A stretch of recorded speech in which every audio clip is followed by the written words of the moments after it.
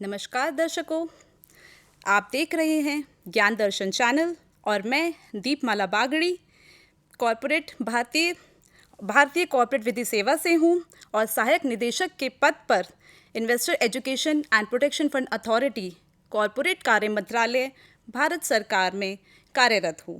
मैं आप सभी दर्शकों का IEPFA टेली लेक्चर सीरीज़ में स्वागत करती हूं। अब तक के हुए टेली लेक्चर सीरीज़ के अध्यायों में आप दर्शकों ने हमारे फाइनेंशियल एक्सपर्ट्स द्वारा बताए गए वित्तीय उत्पादों में तकनीकी पहलुओं को देखा, समझा एवं प्रोत्साहित किया। आइए मैं आपको थोड़ा हट के एक बहुत ही दिलचस्प और मेरा पसंदीदा विषय पर लेकर चलती हूँ।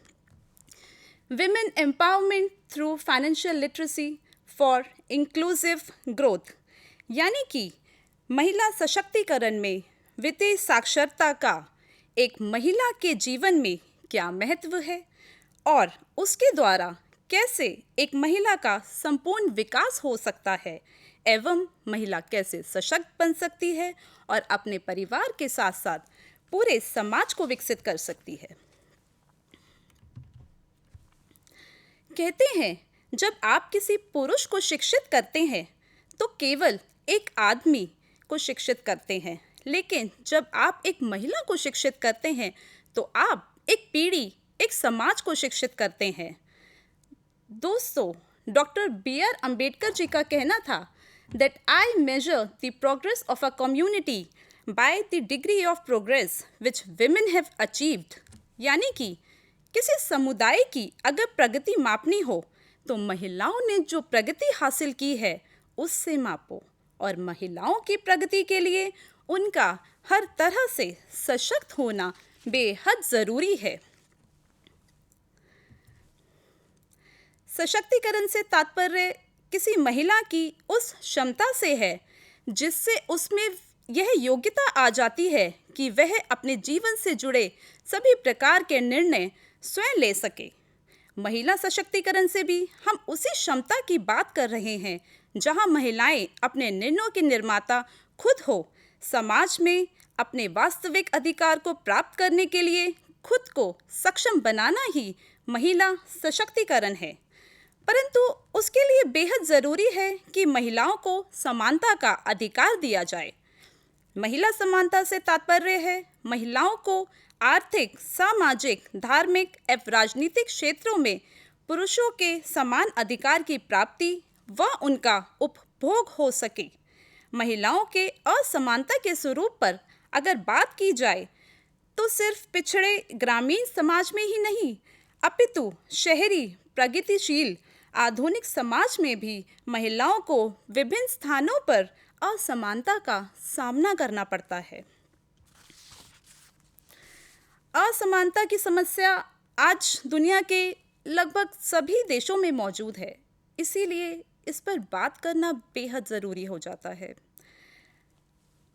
अध्ययन के अनुसार देखा जाए तो global leaders of many countries have acknowledged that there is a need to address the financial literacy for women as a way to improve their financial empowerment opportunities, role in decision making and their overall well-being. समाज में पुरुष और महिलाएं दोनों का ही आर्थिक रूप से साक्षर यानी कि फाइनेंशियली लिटरेट होना बहुत ज़रूरी है। एक महिला पे पुरुषों के मुकाबले जिम्मेदारियां बहुत ज़्यादा होती हैं, और अगर महिला वर्किंग है तो जाहिर है वह अपने दफ्तर के कामकाज के साथ साथ अपने घर को भी संभालती है, अपने घर के बड़ों को भी संभालती है और साथ ही साथ अपने बच्चों की जिम्मेदारियां भी पूर्णतः निभाती है।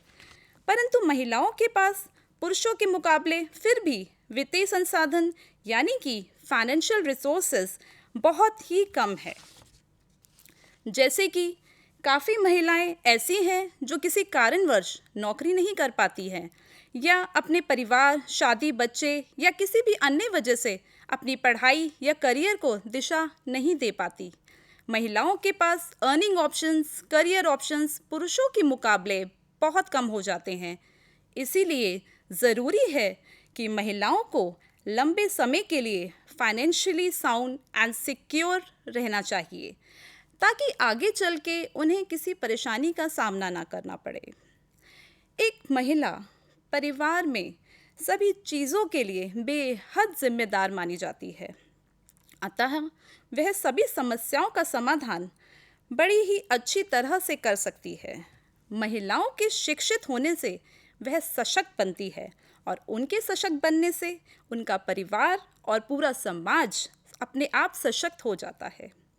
महिला शिक्षा समाज का अधिकार है। समाज द्वारा पुरुष को शिक्षित करने का लाभ केवल पुरुष को मिलता है, लेकिन महिला शिक्षा का स्पष्ट लाभ परिवार, समाज एवं संपूर्ण राष्ट्र को मिलता है। इसीलिए कहते हैं, पढ़ी लिखी जब होगी माता, घर की बनेगी भाग्य विधाता।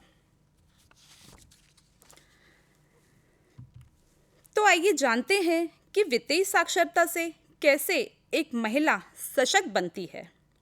वित्तीय साक्षरता का अर्थ है धन के सही ढंग से उपयोग को समझने की क्षमता, जिससे हम अपने धन का सही प्रबंधन करते हुए अपने वित्तीय भविष्य को सुरक्षित एवं बेहतर बना सके। वित्तीय साक्षरता किसी व्यक्ति को बजटीय गाइड बनाने के लिए सक्षम कर सकती है कि वह क्या खरीदता है, क्या खर्च करता है और क्या बकाया है। वित्तीय साक्षरता लोगों को स्वतंत्र और आत्मनिर्भर बनने में मदद करती है। वित्तीय साक्षरता महिलाओं को निवेश विकल्पों, वित्तीय बाजारों, पूंजी बजट आदि के बुनियादी ज्ञान के साथ साथ सशक्त भी बनाता है और अपने पैसों को समझना, धोखाधड़ी जैसी स्थिति का सामना करने में भी सक्षम बनाता है।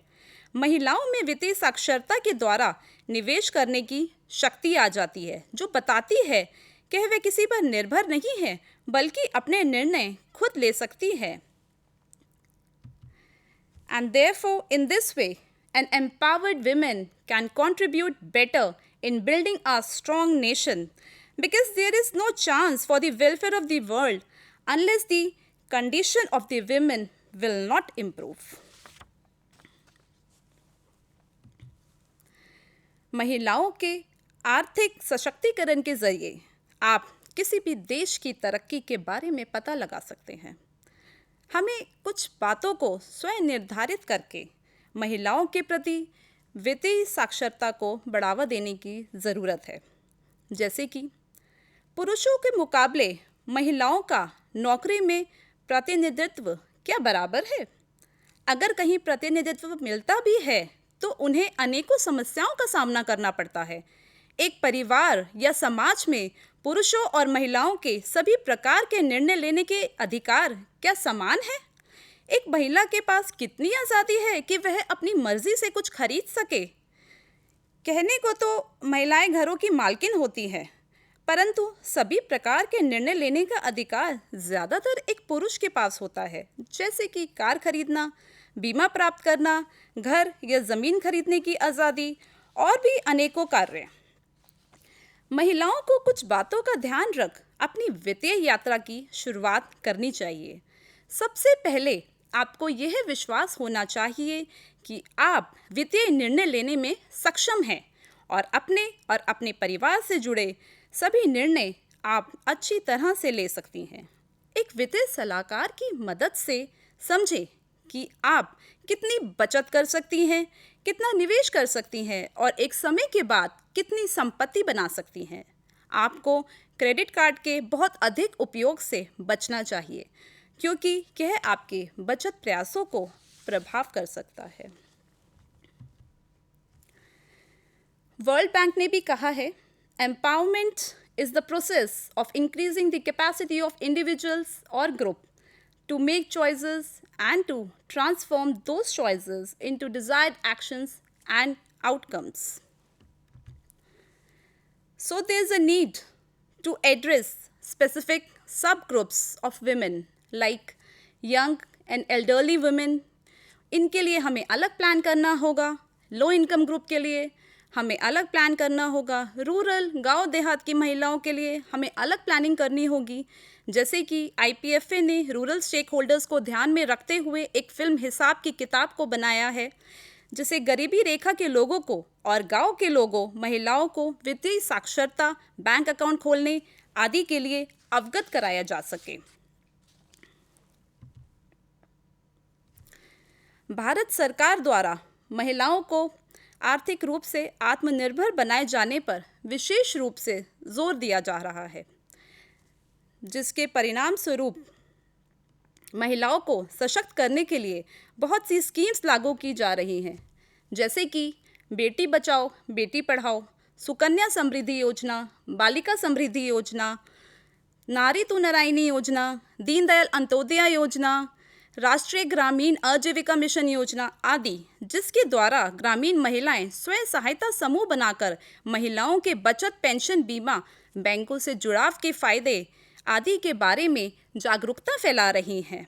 भारत सरकार ने इन सभी योजनाओं का उद्देश्य महिलाओं को सशक्त बनाने के लिए ही रखा है।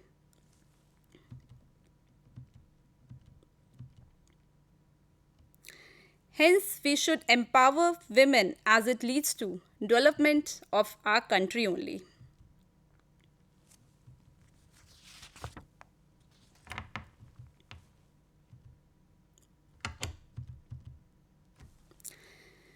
There's a very good saying, investment in knowledge pays you back. अपनी बेटी को, अपने बच्चों को पैसे कैसे सेव करते हैं वह बताइए, उनकी जानकारी प्रदान कीजिए। आप अपने बच्चों को सबसे अच्छा गिफ्ट दे सकते हैं उनका सेविंग बैंक अकाउंट खुलवाकर। ये फाइनेंशियली इंडिपेंडेंट होने के लिए उनका पहला कदम होगा। अब आइए चलते हैं कि investor education and protection fund authority का इसमें क्या योगदान है। वित्तीय साक्षरता में IPFA कॉरपोरेट कार्य मंत्रालय भारत सरकार के अंतर्गत अपना योगदान दे रहा है। निवेशक शिक्षा तथा सुरक्षा फंड के लिए भारत सरकार ने 7 सितंबर 2016 को कंपनी अधिनियम 2013 के अनुच्छेद 125 के प्रावधानों के तहत IEPFA की स्थापना की थी। प्राधिकारों को IPFA के प्रशासन तथा निवेशकों को शेयरों, बिना दावे वालों लाभांशों, परिपक्व जमा राशियों, ऋण पत्रों इत्यादि